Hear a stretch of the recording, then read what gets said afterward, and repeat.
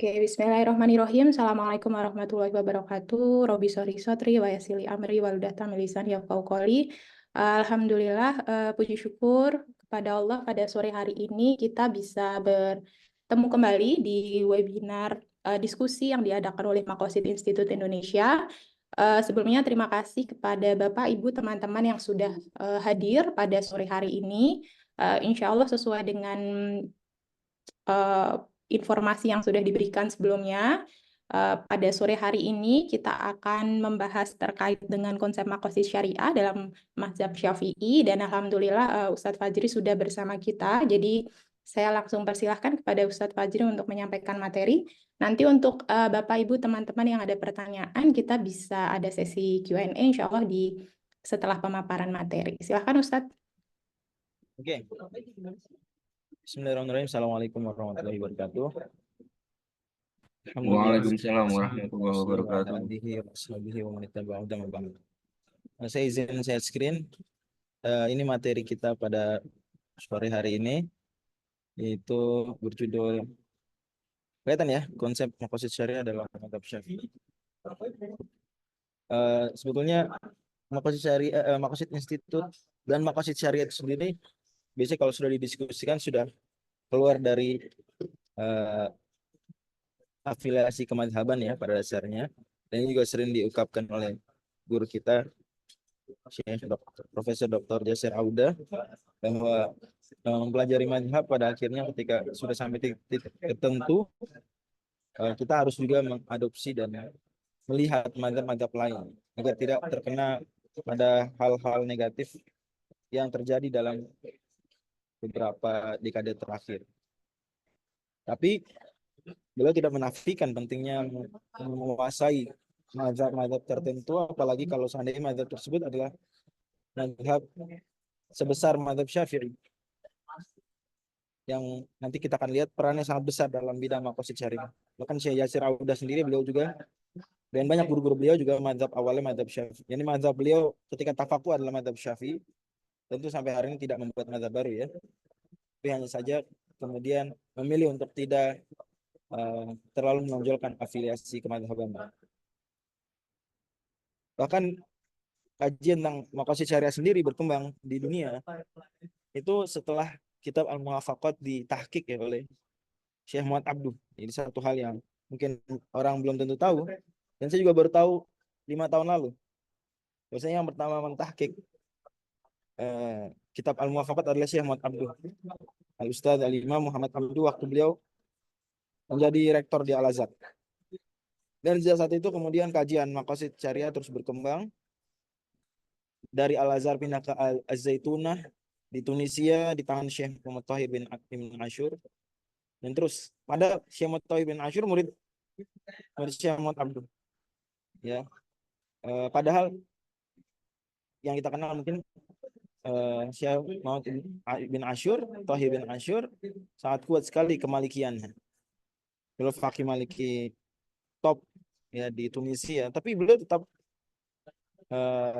respect terhadap Syekh Muhammad Abduh dan juga apa orang-orang ulama-ulama yang bersama beliau, sehingga beliau kemudian mengambil semangat pembaharuan tersebut dan menghasilkan apa yang dihasilkan oleh beliau dari karya-karya besar ilmu maqasid.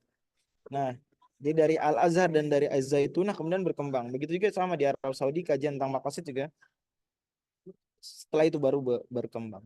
Nah, Syekh Muhammad Abduh secara tafakuh beliau bermadzhab Syafi'i. Karenanya lagi-lagi kita juga bisa anggap ini satu dari kontribusi Syafi'i terhadap kajian maqasid syariah. Walaupun nanti kita akan lihat di akhir, pada akhirnya seolah-olah yang populer dengan maqasid syariah itu mazhab Maliki atau bahkan yang nggak bermazhab. Gitu. Tapi nanti kita akan belajar bahwasanya nggak begitu kenyataannya. Maqasid syariah juga mengakar kuat dalam mazhab yang 4. Oke. Satu hal yang perlu kita ketahui bahwa istilah maqasid syariah itu yang pertama kali menggunakan adalah Imam Asy-Syafi'i. Ini satu hal yang harus kita camkan baik-baik dalam kitab Al-Burhan. Saya ingat ketika mengambil matkul maqasid syariah ya 5 tahun lalu kira-kira, itu di awal-awal S2, Saya ingat kita benar-benar baca beberapa bagian dari kitab Al-Burhan untuk melihat ya konsep maqasid syariah dari imam besar dalam usul fiqh, Imamul Haramain. Dan salah satu yang kemudian terhighlight waktu itu adalah bahwa istilah maqasid syariah yang pertama kali pakai Imam Syafi'i. Imam Syafi'i yang pertama kali pakai. Mungkin uberasyung bagi atau surprise bagi banyak orang mengira bahwa istilah maqasid syariah ini yang menghadirkan adalah cuma Imam Syatibi misalnya. Atau bahkan ada yang kurang aware juga dengan Imam Syatibi, dia ngira bahwa maqasid syariah ini akal-akalannya orang liberal misalnya. Padahal nggak begitu. Padahal nggak begitu. Ya kita nggak pungkiri bahwa ada saja orang yang tidak konsisten dalam beragama, dia menyalahgunakan maqasid syariah, tapi nggak serta-merta konsep maqasid syariah kemudian kita ketika mendengarnya langsung memasang sekian perisai dan tameng gitu atau membuat jarak antara kita dengan istilah tersebut. Sama halnya seperti ilmu lain, ilmu balaghah, ilmu mantik, lain-lain ilmu yang kadang-kadang populer justru di tangan bukan ahli sunnah, tapi ahli sunnah wal jamaah sebetulnya yang pertama kali yang bisa menggunakan dengan benar. Kita lihat kutipannya, saya bawakan kutipan langsung dari kitab Al-Burhan. Al-Burhan ini kata Imam Ibn Khaldun adalah satu dari empat tiang penyangganya bangunan usul fikih mayoritas ulama, usul fikih mutakallimin. Empat penyangganya, salah satunya Al-Burhan, yang lain Al-Mustasfa, Al-Umad, dan Al-Mu'tam. Kita lihat kata beliau gini, qala Syafi'i radhiyallahu anhu fi majari kalamihi fi rutabin nazar. Imam Syafi'i berkata radhiyallahu anhu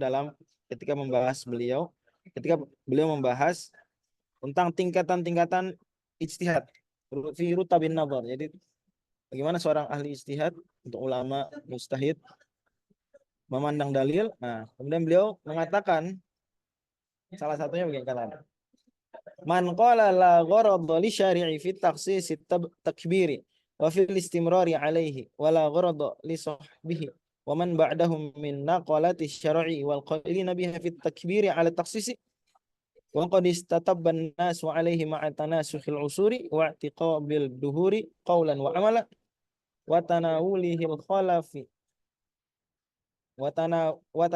walahul khalafu anis salaf, boleh juga dibaca begitu ya, karena di sini ada haknya ya. Andai nggak ada hak maka bisa diidhofah. Walahul khalafu anis salaf hatta law furidu aqdu salati bi ghairihi la'udda nukra wa husiba hujra. Ini kata beliau simpulannya, ada yang menganggap bahwasanya takbir itu seolah-olah tidak ada faidah atau hikmahnya. Allah. La gharadul syari, tidak ada tujuan dari pensyariat mengkhususkan kenapa lafal harus Allahu Akbar. Kita semua tahu ini isu ramai waktu itu karena sebagian ulama Hanafiyah tentu saja membolehkan, dan itu pendapat resmi mereka sampai hari ini. Bagi orang yang tidak bisa mengucapkan Allahu Akbar untuk sholat membaca lafal selain Allahu Akbar. Nah, gitu ya. Tapi Imam Syafi'i bantah ya, mayoritas ulama membantah juga, dan di antara bantahan adalah apa yang dikatakan Imam Syafi'i di sini, dinukil Imam Haramain, bahwasanya bagaimana enggak ada hikmah dari mengkhususkan lafal Allahu Akbar, tidak pakai lafal Allahu misalnya ajal, Allahu a'zam. Kenapa Allahu Akbar? Mesti ada hikmahnya dong. Gak mungkin kita abaikan sama aja Allahu Akbar dengan yang lain sama, yang penting ta'zim. Oh enggak. Mesti ada kekhususan dari lafal Allahu Akbar. Karena itu udah lintas generasi dari zaman Nabi, sahabat, terus dari zaman salaf sampai zaman khalaf. Bahkan kata beliau, hatta law furidu abdu sholati bi ghairi la uda nukra, sampai kalau ada orang sholat enggak Allahu Akbar, Allahu azam, Allahu ajal, itu aneh. Meskipun mazhab Hanafi berpendapat hal tersebut boleh bagi yang enggak bisa Allahu Akbar, tapi kenyataan di lapangan enggak begitu. Cuma qala wal halatu hadhihi la athar li hadzal ikhtisasi wa inna ma huwa amrun wifaqiyun faqad nada ala nafsi bil jahli bi maqasid syariah. Kata Imam Syafi'i, kalau ada orang yang bilang bahwasanya ya itu cuma kebetulan doang, kebetulan aja yang populer adalah lafaz Allahu Akbar, ya orang terus pakai lafaz Allahu Akbar, atau syariat mensyariatkan Allahu Akbar, sebenarnya ya bisa-bisa juga Allahu A'zam, Allahu Ajal selain Allahu Akbar dari kata-kata yang memberikan makna pengagungan kepada Allah di awal sholat.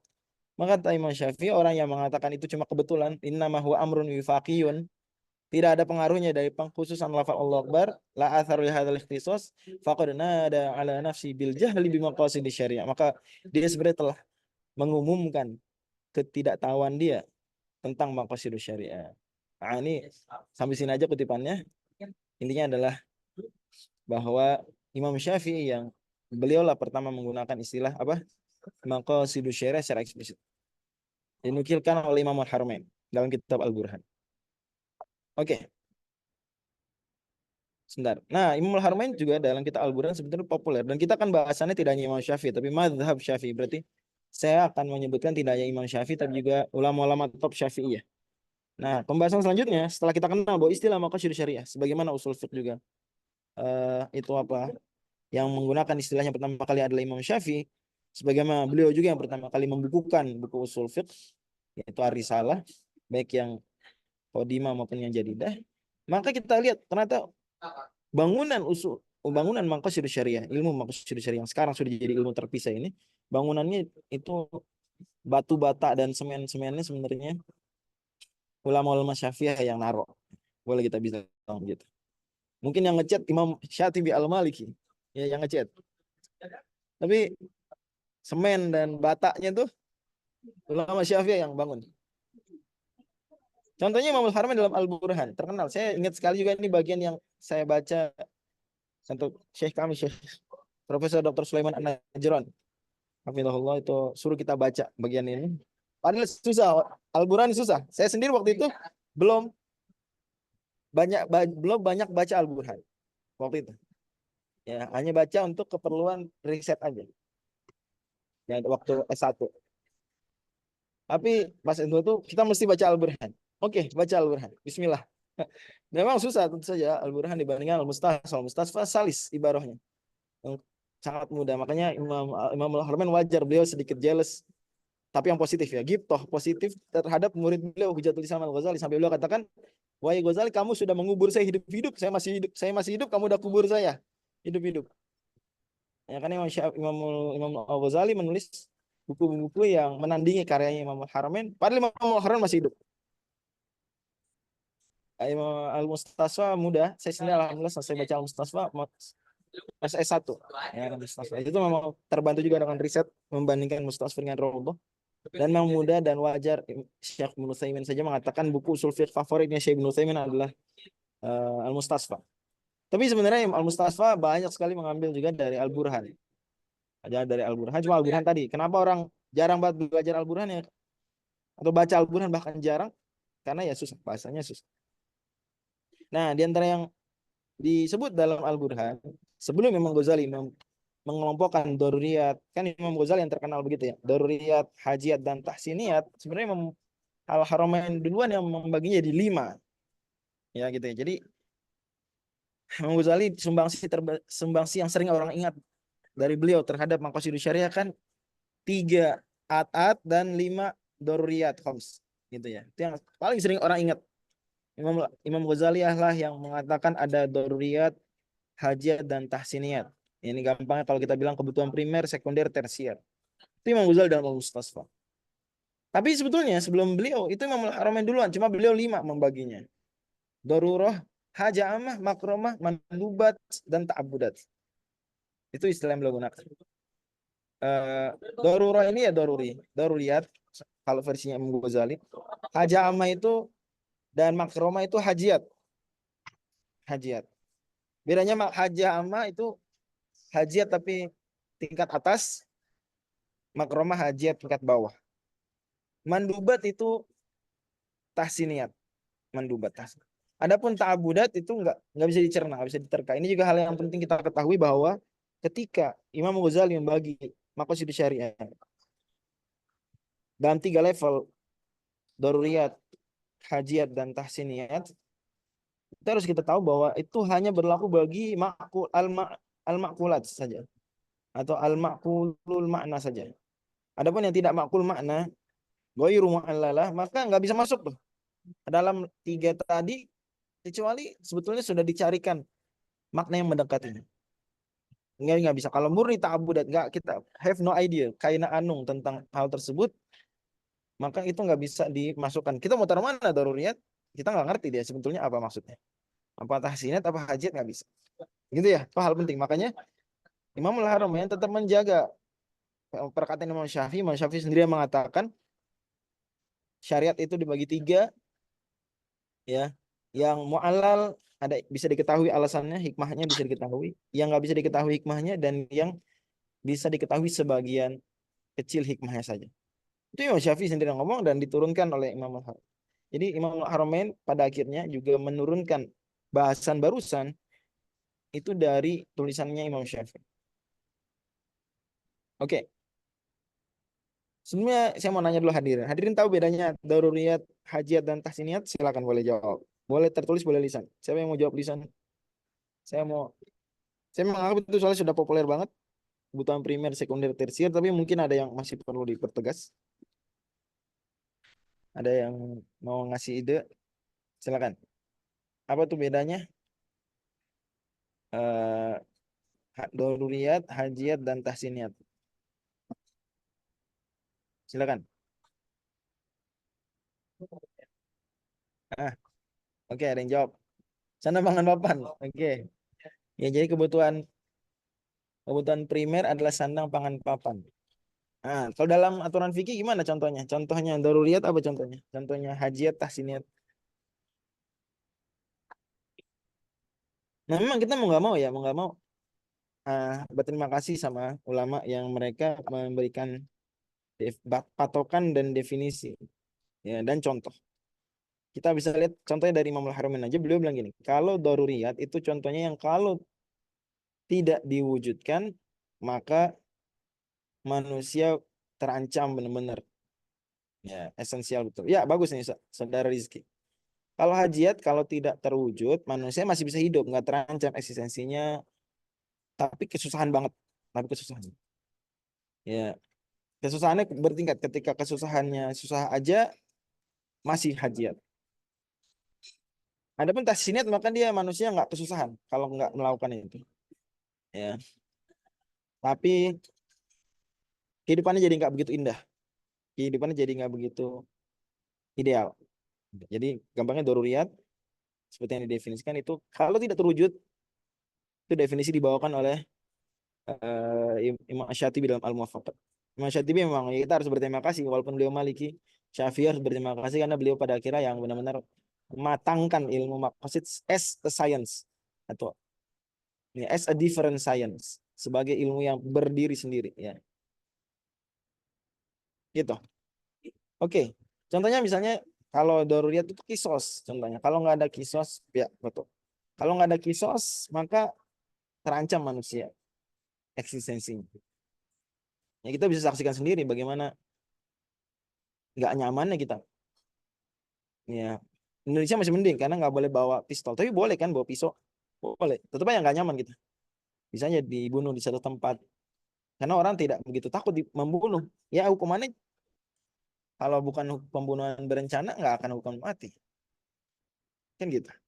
Jadi kita wah khawatir. Apalagi kalau kita di Amerika misalnya, yang di banyak negara bagiannya itu membolehkan bawa pistol. Dan saya sendiri pernah waktu di sana itu ngelihat orang sebelah saya bawa pistol. Saya berdoa kepada Allah, mudah-mudahan orang ini bukan orang jahat.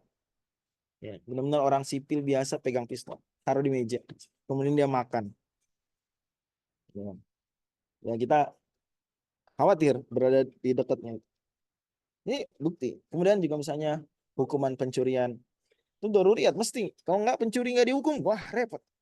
Apalagi kalau hukumannya tidak sepadan. Hukuman Islami adalah memotong tangan. Daruriyat. Begitu juga biasa tadi disebutkan sandang pangan papan juga begitu, bisa dianggap bahwa menyediakan, dan penyediaan sandang pangan papan termasuk kebutuhan daruriyat. Yang hajiat misalnya jual beli masuknya ranah hajiat, eh, atau rincian jual beli seperti misalnya sewa menyewa itu hajiat, tidak masuk ranah daruriyat karena orang bisa aja saling memberi, ya, tidak saling menjual beli, tidak saling menyewakan, tapi saling memberi bisa. Berarti dia tidak sampai level daruriyat. Tapi hajiat, makanya ketika ada unsur gorornya aja itu dimaafkan, dimaklumi. Kaidahnya kalau ada goror, ketidakjelasan, uncertainty dalam satu akad, dilihat akadnya bagaimana. Oh, ternyata akadnya akad yang orang sangat butuh. Hajiat, maka jadi boleh. Gitu.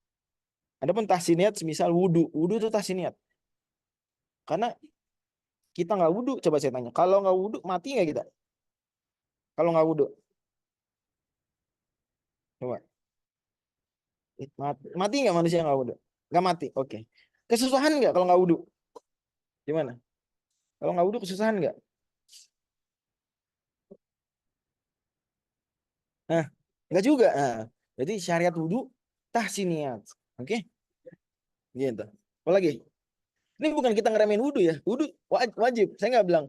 Hati-hati juga. Ketika bicara tiga tingkatan ini, ya, itu nggak berarti kalau tahsiniyat sunnah. Nggak gitu. Gitu ya. Nggak berarti kalau tahsiniyat sunnah. Bisa aja tahsiniyat dan dia wajib fardu ain.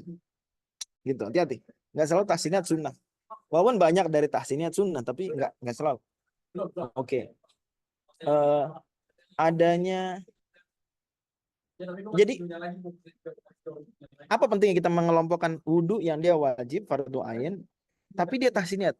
Apa relevansinya dengan pembahasan ini? Pembahasan ini akan relevan ketika kita menghadapi dua situasi. Misalnya kita harus wudhu karena mau sholat, tapi kata dokter kalau kita wudhu maka kita mati. Misal, atau kalau kita wudhu maka kita sakit. Pertanyaan saya sekarang. Kita wudhu apa enggak jadinya? Syariat nyuruh apa? Wudhu apa enggak jadinya kalau kayak gitu? Enggak, Ustaz. Nah, gimana? Kamu harus wudhu, wudhu wajib pokoknya. Aduh, dosa kalau nggak wudhu, sholat nggak wudhu. Kenapa nggak wudhu? Kenapa nggak wudhu? Karena wudhu tahsiniyat level 3. Iya nggak? Sementara menjaga nyawa, menjaga kesehatan, level berapa? Level 1. Daruriyat. Kaidahnya kalau daruriyat versus tahsiniyat, menang daruriyat. Oh gitu ya. Bisa dimengerti nih. Itu pentingnya kita tahu hal ini. Atau zaman COVID dulu. Ingat nggak zaman COVID? Saya dulu sering banget waktu zaman COVID itu menjelaskan tentang 3 tingkatan tadi. Sekarang sholat berjamaah itu masuk level apa? Sholat berjamaah. Kira-kira aja nggak apa-apa, nggak harus salah. Masuk daruriyat nggak? Saya yakin semua sepakat. Masuk daruriyat apa enggak? Sholat berjamaah tuh masuk daruriyat nggak? Daruriyat. Sholat berjamaah daruriyat. Kalau nggak sholat berjamaah mati orang. Enggak. Sekali lagi ini kita bahas ini bukan untuk ngeremehin, hati-hati. Saya nggak sedang meremeh, tapi kita sedang menundukkan sesuai posisinya masing-masing. Wa'at ya. Wa'atikul ladzi haqqin haqqah. Kata Nabi SAW. Masing-masing itu ada porsinya, ada haknya. Sholat berjamaah bukan daruriyat fix, kayak saya pikir kita sepakat ya. Ternyata ada juga nggak sepakat. Ternyata kita ada yang nggak sepakat sholat berjamaah dibilang daruriyat. Tapi nggak apa-apa kalau memang menurut yang bersangkutan daruriyat, ya silakan. Tapi saya pikir seharusnya tidak dipikirkan begitu karena definisi daruriyat kalau tidak terpenuhi maka kehidupan manusia terancam. Ya, gitu. Ya, keberlangsungan manusia terancam. Hidup manusia benar-benar sangat sulit. Ya, bukan cuma sulit aja, sangat sulit. Kalau sangat sulit itu bisa dikategorikan masuk darurat. Tapi sholat berjamaah nggak begitu. Jadi sholat berjamaah bukan darurat. Oke, menjaga kesehatan, ya, menjaga nyawa, zaman COVID, untuk secara umum masuk darurat nggak? Saya pikir kita sepakat masuk. Darurat. Masuk. Ya, apalagi waktu itu kasusnya tinggi sekali tahun 2020.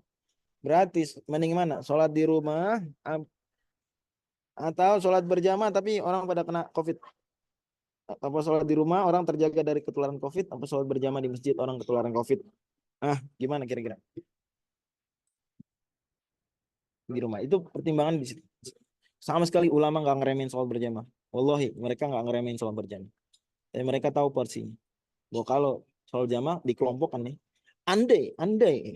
Dan saya waktu zaman COVID saya lagi di Arab Saudi. Ulama Arab Saudi, ulama-ulama Hanabilah, mereka mewajibkan sholat berjamaah. Sholat berjamaah wajib. Dalam mazhab Hanbali, fardu ain. Tapi mereka tetap aja bilang, saya kamar saya itu sebelah masjid. Saya sholat di rumah tetap. Nggak boleh ke masjid sebelah. Anda bisa bayangkan. Padahal cuma loncat doang. Sebelah langsung. Saya beruntung, alhamdulillah. Dekat-dekat ya tempat. Tetap nggak bisa. Padahal ini saya di Arab Saudi yang negara mazhab Hanbali mewajibkan sholat berjamaah sebagai fardu ain, kok bisa? Jadi bukan masalah fardu dan sunnah di sini, tapi di sini adalah daruriyat dan hajiyat dan tahsiniyat, 3 level ya. Atau istilahnya Imamul Haramain nih 5 tingkatan. Tapi saya udah bilang tadi bahwa lebih populer sebenarnya pembagiannya Imamul Ghazali, yaitu ini daruriyat, kemudian ini disebut apa? Hajiyat, kemudian ini tahsiniyat ya. Ini daruriyat.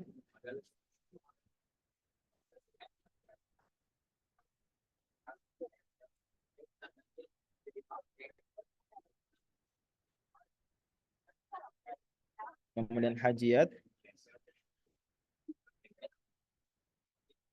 dan apa? Dan diapalin ya, hajiyat. Hafalin patokannya. Daruriyat kalau nggak terwujud manusia sangat sulit atau terancam kehidupannya. Kalau hajat manusia kesusahan aja, nggak sampai sangat sulit dan juga nggak terancam kehidupannya. Kalau tahsinat maka alih-alih terancam kehidupannya, kesusahan juga enggak.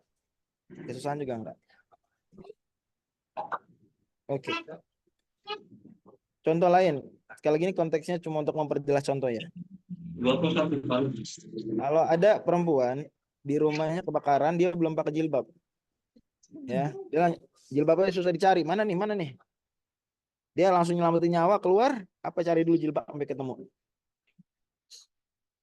Langsung keluar, Ustaz. Langsung keluar. Kenapa gitu? Astagfirullah, akhi, jilbab wajib, akhi. Keluar rumah nggak pakai jilbab. Karena darurat, Ustaz. Nah, inilah kita bilang jilbab wajib. Ijma ulama bilang jilbab wajib. Bahkan kata Darul Iftah Misriyah, siapa yang bilang kewajiban jilbab itu udah menjadi hal yang maklumun minad din bidurur. Artinya kalau mengingkari kewajibannya beresiko pada keimanan. Ya. Tapi kita bilang jilbab itu levelnya mana kira-kira? Mentok-mentok hajat. Saya nggak pikir ada yang berpendapat jilbab itu daruriyat. Ada yang berpendapat jilbab daruriyat? Siapa di sini yang bilang jilbab daruriyat? Jilbab ya? Saya pikir nggak ada. Nggak ada. Gitu ya. Maka dimenangkan daruriyat nyawa, daruriyat kebakaran. Tadi ada yang bertanya, napas buatan lah beda jenis kelamin. Iya betul. Kalau nggak ada lagi, iya. Jadi boleh. Wallahu a'lam. Sekali lagi kita tidak meremehkan ya masalah-masalah sebentar, tapi semua ada porsi. Oke, nah lebih jauh lagi uraian Imam Syafi'i dan Imam Al-Haramain tadi itu lebih dulu sebetulnya. Uraian Imam Syafi'i tadi sebelum Imam Al-Haramain yang bukan lebih lengkap adalah Al-Qafalus Syahsi. Tapi secara praktek beliau nggak berteori, beliau langsung praktek. Itu beliau mencarikan apa? Hikmah-hikmah dari masing-masing hukum fikih. Runut dari awal kitab Thaharah sampai akhir kitab Al-Ijz. Maka saya menekankan banget jangan sampai ada pembelajar fikih mazhab Syafi'i atau fikih secara umum nggak pernah baca buku ini atau buku yang sejenis. Wabil khusus kalau bicara mazhab Syafi'i mesti ini buku ini ada salah satu must read book ya, harus dibaca. Nggak boleh enggak. Apalagi kita di zaman modern ya. Ini versi bagusnya aja nih, versi edisi Sultan, cetakan Sultan. Tapi ada yang edisi 1 jilid lebih murah, jauh lebih murah. Saya juga punya yang itu.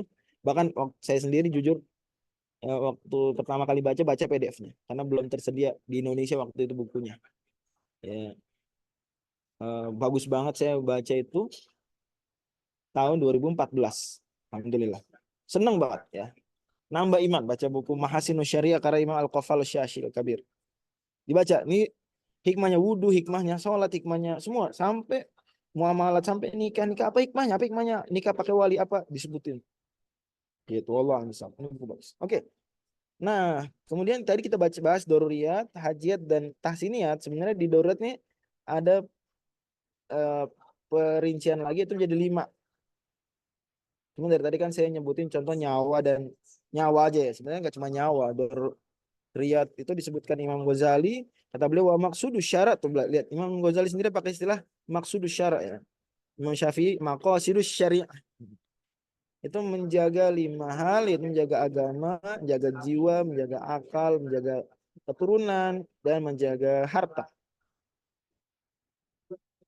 Semua yang mendukung 5 hal ini itu maslahah, yang bukan maka mafsadah. Oke. Dan menolaknya adalah masalah. Demikian. Dan ini 5 hal tadi sebetulnya udah diuraikan Imam Syafi'i duluan. Nanti bisa lihat di kitab-kitab ini sudah diuraikan Imam Syafi'i walaupun beliau terpencar ya. Itulah tugas Syafi'iyah merapikan ucapan imam beliau yang mungkin terpencar-pencar. Nah, mungkin ada yang bertanya, Ustadz, kok bisa sih dari tadi kita lihat ini udah dipaparkan Imam Syafi'i, ini udah. Padahal saya udah selesai baca risalah, Ustadz. Tapi nggak nemu secara prinsip gitu. Ya kita bilang, ya memang Imam Syafi'i sendiri bilang dalam Ar-Risalah bahwa ini yang buku kita punya sekarang, Ar-Risalah ini. Ini Ar-Risalah versi kedua. Beliau tulis ulang. Kata beliau gini, wa kullu hadisin katabtuhu munqati'an faqad sami'tuhu muttasila. Kalau ada hadis saya sebutkan dalam Ar-Risalah atau Al-Um sanad munqati, maka sebenarnya itu muttasil. Ini kaidah penting. Au masyhuran amman ruwiya anhu binaqli ammatin min ahli ilmi. Ya'rifunahu an ammatin. Atau dia mutawatir. Dahsyat juga Imam Syafi'i. Kata beliau kalau saya nyebutin hadis, enggak kalau saya sebutin sanadnya itu mutawatir atau dia muttasil dalam periwayatan saya. Walakin karihtu wat hadisin la usqinu hifdho. Tapi saya nggak suka ini tawadu dan waronya Imam Syafi'i. Saya nggak suka nulis hadis dengan sanad saya sendiri nggak begitu hafal sanadnya. Dan di sini kita nggak belajar juga. Pada akhirnya Imam Syafi'i sekuat-kuatnya hafalan beliau.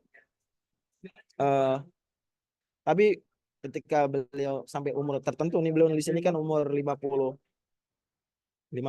ya kira-kira lah. Nulis ini. Ya beliau udah 52 ya. Makanya hati-hati penuntut ilmu yang sekarang hafalannya mungkin ya dijaga tuh supaya minimal kalau udah tua lumayan mungkin agak mungkin ya. Kalau sekarang ponten hafalannya 100 udah tua umur 50 mungkin 90 80. Nah, perlu khawatir kalau zaman sekarang umur 20-an aja.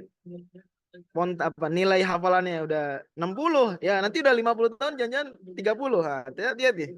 Jadi Imam Syafi'i bilang saya udah umur segini saya nggak suka lah nulis hadis nyantumin hadis, saya nggak mungkin hafalan sanadnya, maksudnya sanad ya. Kalau matan kita husnudzon Imam Syafi'i nggak lupa. Cuma kan beliau nulis apa ya dulu sanadnya gimana ya? Ya kan repot kalau lihat-lihat terus. Itulah ulama tuh kalau belajar serius sehingga kalau nulis kitab kadang nggak sering buka rujukan. Ya rujukan dari kepala gitu. Imam Syafi'i beliau dalam Risalah dan sering nggak nyebutin sanad. Kata beliau alasannya ini. Nah, kemudian beliau tegaskan lagi, wa ghaba anni ba'du kutubi. Lebih daripada itu juga banyak atau sejumlah buku saya hilang. Memang nggak saya bawa ke Mesir. Ya, apalagi waktu itu Baghdad sudah dikuasain oleh rezim Mu'tazilah ya, yang mengejar ulama-ulama Ahlussunnah wal Jamaah. Wa tahaqqaqtu bima ya'rifu ahlul ilmi mimma hafiztu fahtasartu khawfatu lil kitab. Tapi kalau demikian saya juga terus memudzakarah dengan ahli ilmu yang lain sehingga saya yakin juga dengan apa yang masih saya hafalkan. Kata beliau, makanya Ar-Risalah saya ringkas dibandingkan Ar-Risalah yang pertama. Fa'ata itu bibak di mafil kifayah tuh dunat taqassil ilmi fi kulli amri. Saya enggak bahas panjang-panjang dalam Ar-Risalah. Nah, ini artinya kita kalau baca Risalah sekarang itu enggak sedang membahas semua tulisan Imam Syafi'i dalam usul fiqh ya. Tapi baru sebagian karena edisi lengkapnya di Ar-Risalah Al-Iraqiyah, bukan di Ar-Risalah Al-Misriyah. Nah, Risalah Al-Iraqiyah itu dipelajari oleh ulama-ulama Syafi'iyah. Walaupun tidak diriwayatkan sampai ke kita kitabnya, tapi maknanya sudah diwariskan turun-temurun oleh ulama Syafi'i di generasi tersebut, wabil khusus ulama-ulama Syafi'i di Irak dan di Khurasan. Termasuk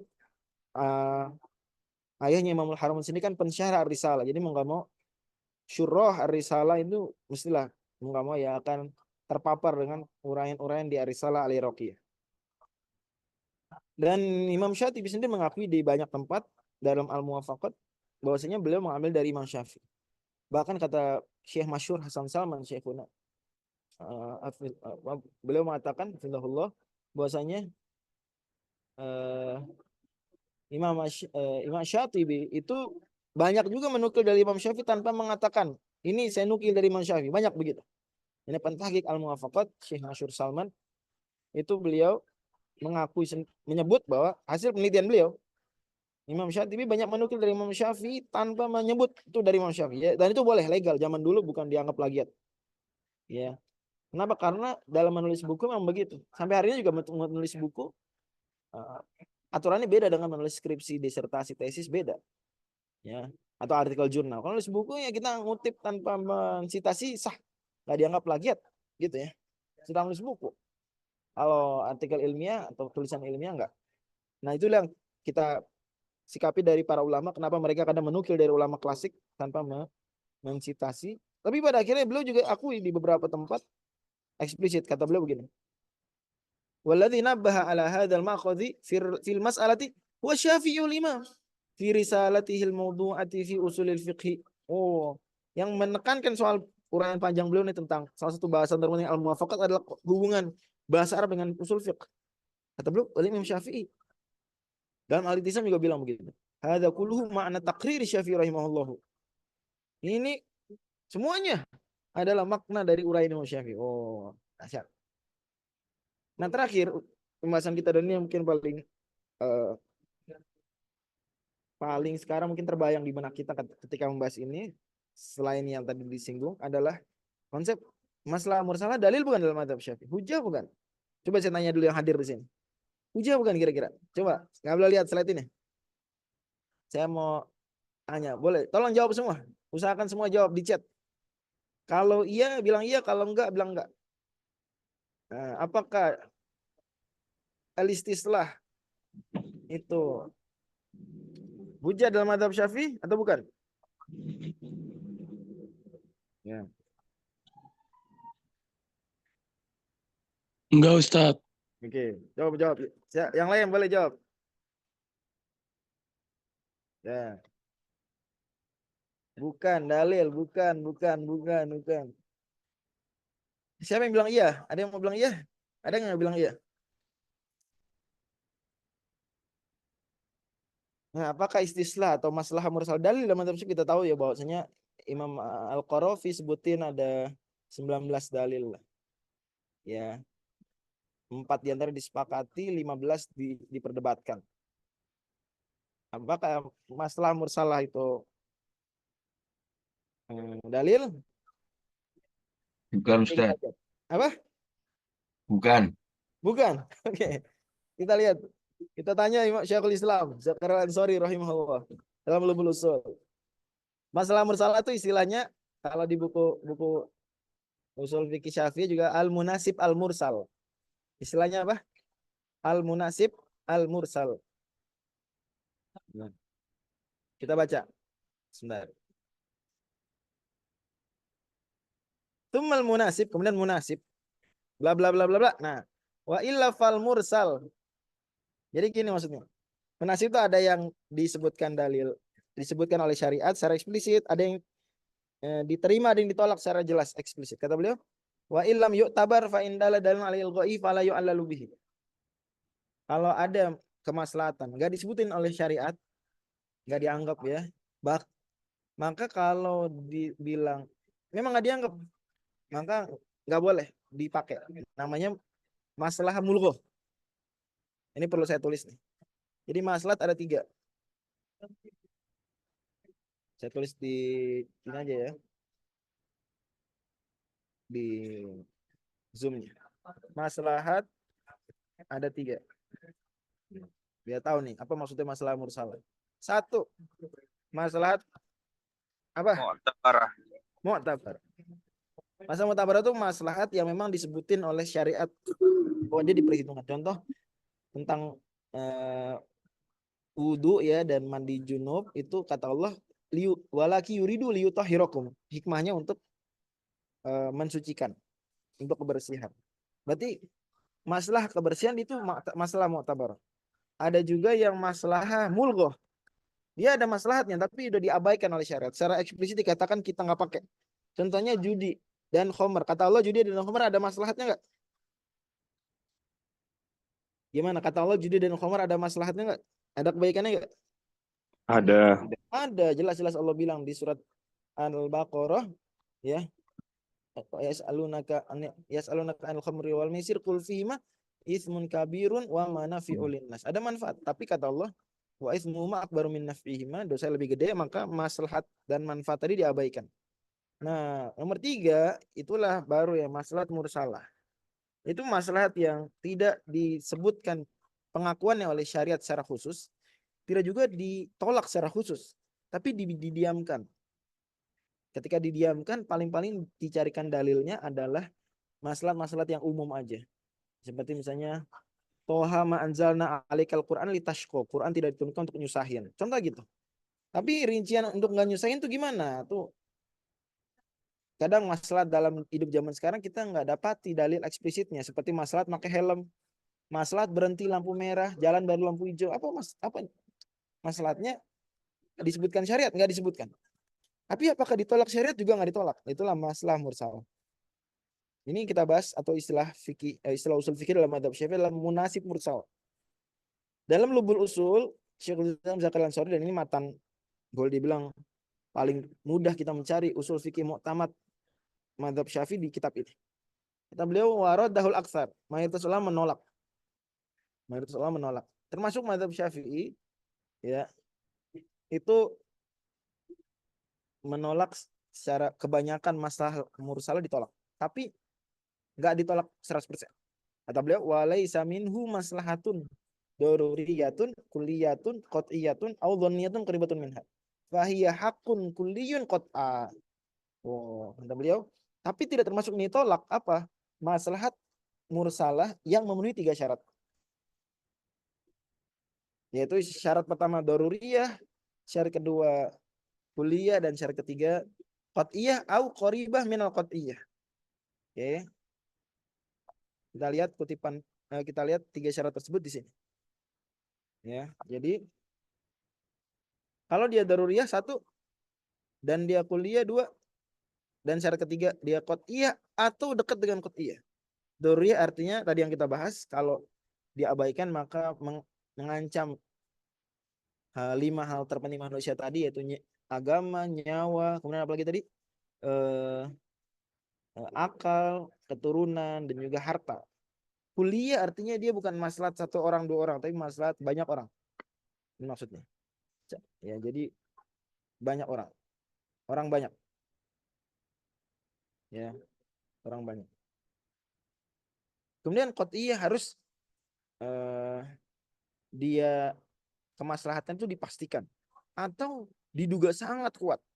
Ya, diduga sangat kuat. Jadi nggak cuma, oh ini maslahat. Kenapa?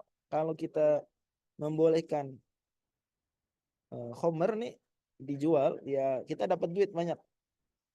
Itu 1, khomernya kemaslahat mulgho, jadi nggak diabaikan. 2, keuntungan dapat itu masalahnya nggak begitu qat'iyah. Kalaupun qat'iyah tadi udah bilang mulgho. Gitu. Ya harus 3 ini terpenuhi.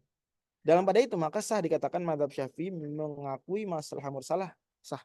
Karena nggak menolak secara 100%, cuma mensyaratkan syarat yang ketat. Itu aja. Saya ulangi lagi, jadi yang lebih benar narasinya adalah bahwa madzhab Syafi'i tidak menolak masalah mursalah, bahkan menjadikannya sebagai salah satu hujjah, salah satu dalil, tapi dengan syarat yang ketat. Yaitu syaratnya 3, apalin. Daruriyah, kulliyah, qat'iyah, au dhanniyah qariban minha. Itu ya. Kalau Imam Ghazali kan cuma bilang qat'iyah, tapi di istidrak oleh ulama lain ada boleh juga kalau dia dhanniyah qariban minha. Oke, contohnya apa? Contohnya kata Syekhul Islam adalah menembak ya orang-orang non muslim, orang kafir harbi, dalam hal ini non muslim yang harbi, yang dia bertameng dengan pasukan kita yang ditawan. Oke, jadi lagi perang. Ini contoh ini dipopulerkan Imam Ghazali dalam Mustasfa. Lagi perang melawan misalnya Hamas lawan Israel. Misal. Ternyata Israel bertameng, zaman dulu kan nggak ada senjata seperti sekarang ya. Jadi paling-paling nembak tuh dengan panah. Nah, musuh ternyata bertameng dengan apa? Dengan tawanan muslim. Kebayang nggak? Jadi musuh bertameng dengan tawanan muslim. Nah, jadinya musuh ditembak apa enggak nih kalau kayak gini? Gimana? Ditembak apa enggak? Waduh, kita mau nembak. Tapi itu dia bertameng dengan tawanan muslim. Nggak ditembak, dia terus nyerang kita. Atau dia nggak bisa diserang. Gimana dong?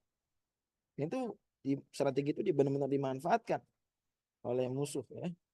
Dia maju terus merangsek, tawanan muslim diikat, dijadikan tameng, dia terus merangsek maju, terus nembak-nembak nyerang kaum muslimin pakai panah. Kaum muslimin bingung, wah kita serang, itu saudara kita. Nggak serang, musuh terus maju menyerang kita. Ayo loh, gimana ya? Boleh nggak kita nyerang tuh? Gimana? Oh, ini enggak, itu tawanan muslim loh. Apa kita tembak apa gimana? Ayo, jawab. Boleh apa enggak jadinya? Ya, boleh. Tembak. Ini berat. Memutuskannya nggak mudah, tapi ternyata memenuhi 3 syarat tadi. Syarat pertama apa tadi? Daruriyah. Daruriyah nggak ini? Daruriyah karena terkait dengan nyawa kaum muslimin. Kita sendiri bisa diserang terus, habis. Ya, lagi jihad menegakkan jihad termasuk daruriyah. Kemudian masalah orang banyak, dia terus bisa maju, musuh itu bertahan dengan tawanan muslim, dia maju nyerang. Wah, repot. Terus dia juga apa? Qotiyah dia. Karena pasti nih kita kalau tembak nih, meskipun saudara kita mati muslim, tapi musuh bisa diserang lebih banyak. Ini dia bertameng paling dengan berapa muslim sih? Dengan misalnya 10 muslim. Oke. Yang bertameng yang dilindungi 50 musuh. Ya udah. Oke, kita hitung-hitung lah. Nggak apa-apa membunuh 5 muslim demi membunuh 50 musuh dan menghentikan serangan mereka. Atau merebut benteng mereka. Misalnya. Masalahnya pasti tuh, hitung-hitungannya. Itu jelas ya. Dalam pada itu maka boleh Allah. Nah, tapi tuh kalau musuhnya nyerang, sedang nyerang musuhnya. Tapi kalau cuma benteng, nah, lihat ini. Musuh nggak nyerang, musuh cuma berjaga di benteng aja. Dan bertamengan dengan orang muslim, maka ini nggak daruri. Kenapa? Karena menyerang benteng ini itu bukan daruri. Gitu. Bukan daruri. Juga termasuk nih di populer ya, waktu di salah satu kuliah umum di atau kuliah di Harvard, ada yang di videokan di YouTube, saya nonton, saya ingat nonton itu 5 tahun lalu, masih ada kayaknya sekarang. Coba cari aja kuliah di Harvard Law School yang bisa diakses di YouTube ya, ada. Itu ada pembahasan gini, kalau ada sekelompok orang kayak zaman Nabi Yunus di kapal, dia mau tenggelam kapal kecuali harus melempar 1 orang. Dilempar nggak 1 orang? Gimana? Menurut mazhab Syafi'i aja deh, nggak usah pusing-pusing pakai mazhab lain. Menurut mazhab Syafi'i gimana tuh? Oh, enggak dilempar. Aduh. Kalau kayak gitu nggak dilempar. Kenapa? Kita baca. Bi khilafi rami ahli qal'atin tatarrusu bi muslimin li anna fatala laysa durriyan wa rami ba'dina min safinatin fi bahrin li najatil baqin.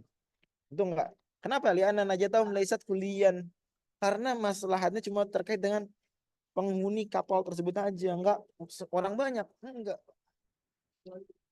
Beda dengan tadi, seandainya dia terus menyerang. Maka ya juzu ramyuhum bi lifdhi baqil ummah. Tapi kalau cuma benteng dia enggak nyerang. Kalau cuma apa tadi? Perahu. Enggak. Kenapa? Karena masalah itu cuma untuk 5 orang, 10 orang. Orang di kapal itu aja, bukan untuk semua kaum muslimin yang banyak. Enggak. Gitu. Jelas ya? Wallahu a'lam. Ini dalam mazhab Syafi'i nggak boleh melempar 1 orang, kisah Nabi Yunus nggak boleh itu. Nggak boleh. Wallahu a'lam. Contoh lain misalnya masalah mursalah adalah gerakan dalam sholat yang sedikit dibolehkan. Nah, kemudian membuka mushaf, ajak sekaya, kebolehan taklid pendapat yang lain lebih ringan di luar mazhab dalam kondisi-kondisi tadi dibolehkan. Juga adanya mustahid tapi bukan mustahid mutlak. Gimana? Aslinya kan kalau bukan mustahid mutlak ya bukan mustahid. Ya, tapi daruriyah, kulliyah dan juga dia minimal dhanniyah qaribah minal qat'iyah, maka jadi dibolehkan. Wallahu a'lam. Itu dia yang bisa kita kaji. Silakan, masih ada waktu sekitar 7 menit untuk diskusi. Oke, jazakallah khair Ustadz Fajri untuk materinya. Mungkin ini karena masih ada 7 menit. Silahkan kalau ada Bapak Ibu yang mau bertanya boleh raise hand.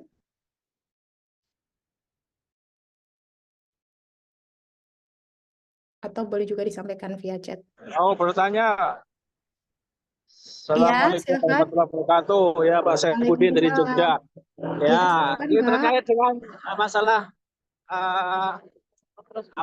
masalah mursalah. Saya pikir ya orang-orang Arab itu ngerti lah ya gimana kalau Israel itu sangat kejam gitu. Tentunya mereka tetap aja tidak bisa bersatu. Mereka berpikir ada masalah dengan cara politik mereka begitu. Jadi mohon bagaimana analisis terkait dengan konstitusi syariah bahwa Arab Saudi dengan politiknya, pemerintah Arab dengan politiknya yang tetap mensuplai minyak kepada Israel, itu kan secara istilah kasar perjuangan Palestina kan mereka justru malah membantu Israel menghadapi Palestina. Jadi gimana menurut Ustadz ini terkait dengan pandangan Ya, analisis Makassih Tasiahnya ini? Terima kasih. terima kasih. Ya. Yang pertama kita harus aware adalah bahwasanya dalam isu politik juga ada ijtihadnya, isu militer ada ijtihadnya. Dan al-ijtihad wala yunqadu bil ijtihad. Ijtihad tidak bisa dibatalkan dengan ijtihad lain. Walaupun tidak semua ijtihad itu betul memenuhi syarat ijtihad, ya tidak semua yang disebut ijtihad itu memenuhi syarat ijtihad. Bisa aja mal ijtihad gadungan. Dan juga tidak semua ijtihad itu benar. Ya, kita sadar dalam al-waraqat matan kecil gitu aja disebutkan bahwasanya mujtahid itu bisa salah. Ya. Sebagaimana sabda Nabi SAW, idza ijtahadal hakimu fa asaba falahu ajrun wa idza ijtahada fa akhta falahu ajrun wahid. Artinya bisa aja keliru ijtihad. Nah, dalam hal ini tentu saja untuk berisiat isu-isu serumit itu, kalau saya pribadi saya mundur ya, itu belum level saya. Itu kan itu isu besar, isu nggak mudah. Hanya saja saya mau nyampaikan bahwasanya ulama-ulama lain itu tidak menyetujui sikap seperti itu ya. Artinya saya tidak bilang ini ijtihad saya, tapi saya sampaikan bahwasanya banyak ulama-ulama di luar negara-negara yang tersebut itu sebenarnya mengingkari sikap yang demikian jika memang benar adanya. Karena itu dianggap sebagai ijtihad yang keliru. Kalau pakai ketentuan tadi Imam Ghazali dan lain-lain dalam mazhab Syafi'i bilang kalau maslahah mursalah itu syaratnya 3.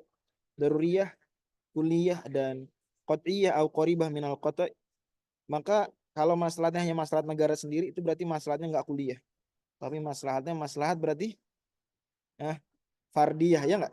Benar ya? Secara teori gitu. Karena maslahat tidak melihat maslahat orang banyak tapi maslahat negara pribadi, apalagi kalau maslahat sendiri, ya, masalah keluarga sendiri itu enggak banget. Dan jangan sampai ada orang yang seperti itu. Kita nggak usah jauh-jauh negara lain, jangan sampai juga di negara kita tuh ada orang yang dia mengambil satu sikap tidak mempertimbangkan masalah kuliah tadi. Wallahu a'lam bishawab. Jadi itu tadi yang bisa saya jawab, dan saya sendiri condong pada yang menyalahkan. Kalau itu benar-benar dilakukan itu termasuk hal yang keliru. Ya, sudah semestinya tidak ada normalisasi, apalagi sampai bisnisnya bisnis yang disebutkan barusan. Ya, wallahu a'lam. Terima kasih Ustadz. Ini ada yang udah on mic juga. Pak Agung mau nanya? Iya, yes. Iya.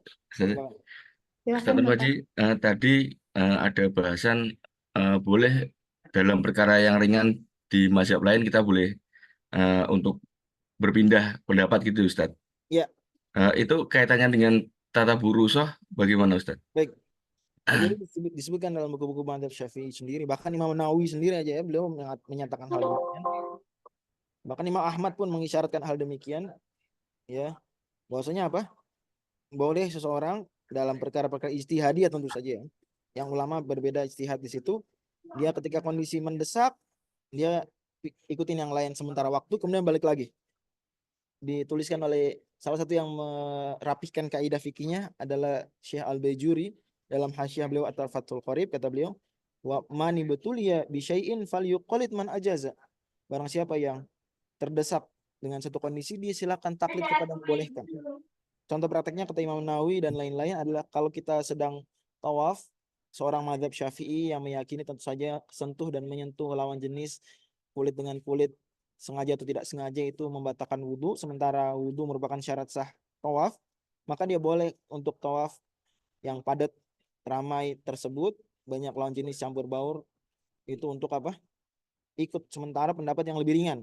Contohnya misalnya mazhab Hanafi atau mazhab Hanbali atau sebagian wajah dari mazhab Syafi'i yang lebih ringan daripada aturan fikih standar yang tadi. Kemudian nanti setelah selesai tawaf dia balik lagi. Itu contohnya. Karena salah satu pertimbangan tadi, pertimbangan kemaslahatan yang mendesak, sangat mendesak. Gitu. Dan itu orang banyak, bukan satu orang, 2 orang, itu kasus yang diderita oleh orang banyak. Demikian. Adapun kalau seandainya dikatakan berarti mencari-cari rukhsah, kita bilang mencari-cari rukhsah nggak mutlak terlarang ya. Itu harus kita camkan baik-baik. Tatabur rukhas sebagaimana dijelaskan oleh Imam Ibnu Hajar Al-Haytami, itu baru terlarang kalau selalu nyari pendapat yang termudah, ya, dan atau mencari pendapat termudahnya dengan patokan hawa nafsu. Saya ulang lagi, tatabur rukhas yang dilarang itu manakala memenuhi satu dari dua syarat. Satu, patokan dia bukan dalil, bukan juga kondisi terdesak, tapi hawa nafsu, nyari yang gampang aja. Nikah tanpa wali, kenapa milih pendapat mazhab Hanafi wala nikah tanpa wali? Wah, biar bisa ya ngikutin hawa nafsu lah pokoknya. Naudzubillah. Jadi bukan terdesak, bukan dalil lebih kuat, maka itu haram, ya. Atau tadi selalu ngambil pendapat terlemah, jadi dia buka Bidayatul Mujtahid, kemudian dia list tuh dari awal sampai akhir mana pendapat paling mudah, semua yang paling mudah dia pilih. Jadi standarnya hanya paling mudah. Yang seperti ini haram. Kenapa haram? Karena berarti ketika dia selalu cari yang paling mudah bertentangan dengan taklif. Taklif itu kan pembebanan. Pembebanan berarti mau nggak mau ada sesuatu yang sulit dong dia lakukan. Ada sesuatu yang dia lakukan dengan effort gitu. Lah dia nih cari yang termudah semua. Dalam semua kasus nggak boleh. Nggak boleh. Ya, jadi kalau selalu tetap bukhros dalam semua kasus, dalam semua fikih dia cari yang termudah. Dia bikin buku khusus, buku, ya. The easiest opinions of scholars, maksudnya ada listnya. Nah itu kalau diamalin tuh itu dosa. Meskipun dia bilang, oh saya patokan dalil, enggak. Di antara bukti Anda patokan bukan dalil, Anda selalu cari yang termudah, nggak boleh, nggak boleh. Allah misal. Itu Baik, demikian jazakallahu khairan, yang Ustaz. saya jelasin. Adapun kalau dalam kondisi kasus-kasus yang bisa dihitung, ya apalagi patokannya dalil, wah saya ngikutin pendapat lain karena lain lebih kuat, ya. Atau karena kondisi terdesak ini lebih mudah, seperti jamak misalnya, orang sakit, saya ikutlah pendapat yang tidak muktamad dalam mazhab Syafi'i, membolehkan jamak saat sakit. Dipilih Imam Nawawi sendiri bahkan. Nah, boleh, nggak apa-apa. Demikian. Ini udah jam Makasih. 17.01 nih. Gimana moderator? Ustadz boleh nggak yang di chat ini Oke, yang di di chat aja ya. Saya jawab dulu ya, semua. Saya jawab agak ringkas sepertinya. Dari yang Ustaz dari Abi, Pak Abi sama Pak Abidah tadi. Kayaknya oke. mirip ya terkait kapal. Melempar orang dari kapal apakah ketika harus mau tenggelam itu tidak bisa dicegah atau tidak bunuh diri. Sekali lagi saya tadi hanya menyampaikan pendapat mazhab Syafi'i ya. Ustaz Abi, Ustaz Abidah, dan saya punya tanggung jawab menyampaikan apa adanya. Walaupun mungkin ulama lain akan memandang pendapat yang berbeda, dan saya lihat juga ada yang memandang dengan pendapat berbeda, mengatakan dalam kasus tersebut boleh juga salah satunya di mungkin ketika jumlahnya sangat banyak yang akan jadi korban, sementara dia satu orang saja, bisa terbuka hal tersebut. Dan itu nggak dianggap bunuh diri. Kalau seandainya pun kita pegang mazhab Syafi'i nggak dianggap bunuh diri, karena loh gimana kita kenapa gini, nyawa semua orang senilai nggak? Coba saya tanya. Semua yang hadir di sini saya tanya. Nyawa saya dan nyawa siapapun senilai nggak? Kita abaikan dulu ada salah satu nabi ya. Abaikan dulu. Senilai nggak? Senilai. Kenapa harus dia? Gitu. Kenapa harus dia? Makanya ketika kalau kita diancam, kamu saya bunuh, kalau nggak bunuh, kita nggak bunuh nggak? Kita nggak boleh ngebunuh. Biarin kita yang mati. Dibunuh, yang penting kita jangan ngebunuh orang. Karena nyawa kita dan nyawa dia senilai. Kenapa kita memenangkan nyawa dia? Egois banget. Gitu. Wallahu a'lam. Tapi itu bisa menjadi lebih ringan kasus tadi kalau diundi. Adapun Ustaz Abidah bertanya, kalau Nabi, kan Nabi masalah nyawa Nabi betul lebih berharga daripada nyawa umat. Cuma masalahnya waktu kasus Nabi Yunus itu semua nggak tahu kalau itu Nabi Yunus ya. Karena Nabi Yunus Nabi lokal, sama seperti kebanyakan Nabi sebelum, sama seperti para Nabi sebelum Nabi Muhammad SAW, Nabi lokal, sehingga ya ketika Nabi Yunus keluar dari Nainawa, dari tempat dakwah beliau, ya orang nggak tahu itu kalau beliau Nabi, gitu ya, gitu. Jadi dianggap manusia biasa. Tapi sebenarnya kalau mereka tahu itu Nabi, mereka harus mengorbankan diri salah satu dari mereka, karena nyawa Nabi lebih berharga, nggak senilai. Wallahu a'lam. Ada Ya. warganya Satu lagi memiliki Ustadz. kawasan Yang dari- sewa kamar, masalah timbul adalah mereka bisa mendorotnya penyewaan halal. Oke, ini nggak boleh dia menyediakan penyewaan yang non halal ya. Bilang aja sih haram nggak apa-apa. Nggak boleh, nggak boleh. Kalau hanya untuk kebutuhan pribadi karena banyak cara untuk mendapatkan uang. Hanya saja saya bilang, kalau memang ada orang sementara waktu sedang terjebak dalam sebuah kegiatan bisnis yang haram atau kegiatan kerjaan yang haram, gampang gitu ya, maka dia tidak harus wajib segera keluar. Saya bilang tidak wajib. Selalu ketika kerjaan dia tersebut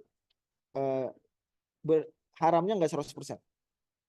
Bahkan haramnya dia bukan menjadi inti dari aktivitas. Misalnya gampang eksplisit contohnya adalah kerja di bank konven. Kerja di bank konven haram.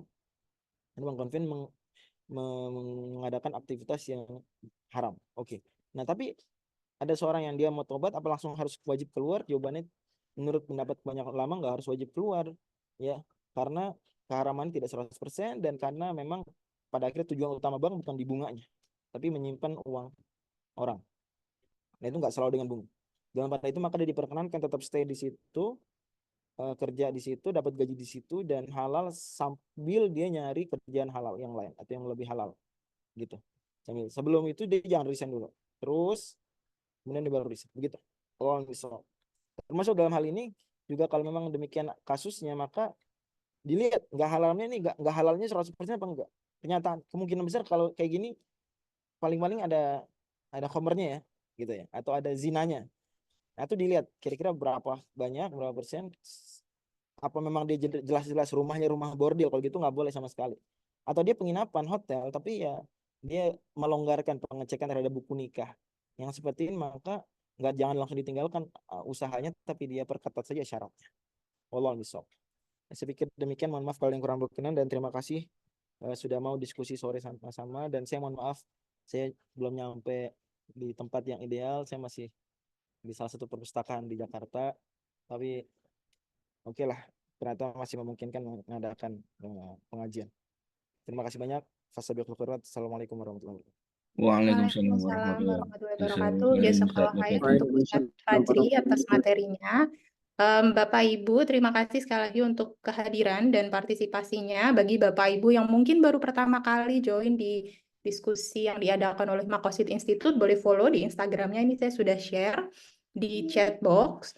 Lalu mungkin bagi Bapak Ibu yang pengen kenalan gitu ya, dan pengen tahu apa sih sebenarnya Maqasid Institute, boleh mampir juga ke websitenya Maqasid Pusat ya. Ini yang ada di Kanada. Kita biasanya bikin diskusi mungkin 2 bulan, sebulan, 2 bulan, tapi nanti kalau misalkan bulan depan ada diskusi lagi akan diinfokan via IG, jadi silahkan bisa di-follow, atau yang mungkin yang sudah ada di grup nanti bisa dapatkan info selanjutnya di grup. Dan terima kasih sekali lagi untuk Ustadz Fajri. Tadi ada yang nanya ya apakah ada rekamannya. Kita biasanya upload di YouTube-nya Maqasid Institute. Jadi nanti silahkan Bapak Ibu cek aja di beberapa hari mendatang.